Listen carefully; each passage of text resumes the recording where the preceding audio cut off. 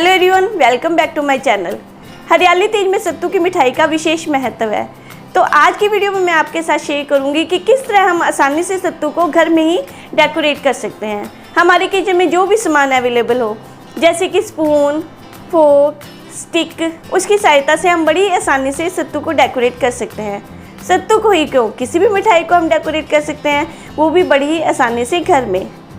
तो इसी के साथ आज की वीडियो में हम सत्तू को डेकोरेट करना शुरू करते हैं।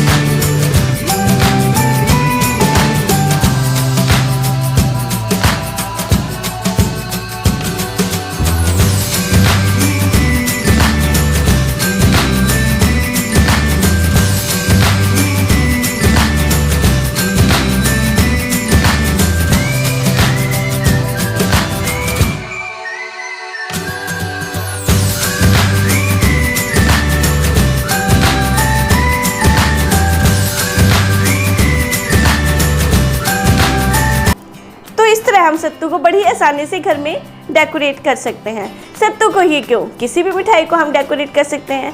यदि वीडियो अच्छी लगे तो इसे लाइक और शेयर कीजिए, और जिसने मेरे चैनल को सब्सक्राइब नहीं किया वो मेरे चैनल को सब्सक्राइब करें, बेल आइकन को भी प्रेस करें ताकि आने वाली वीडियो के नोटिफिकेशन आपको मिलते रहे। तो इसी के साथ मिलते हैं मेरी नेक्स्ट वीडियो में। Keep smiling, stay healthy.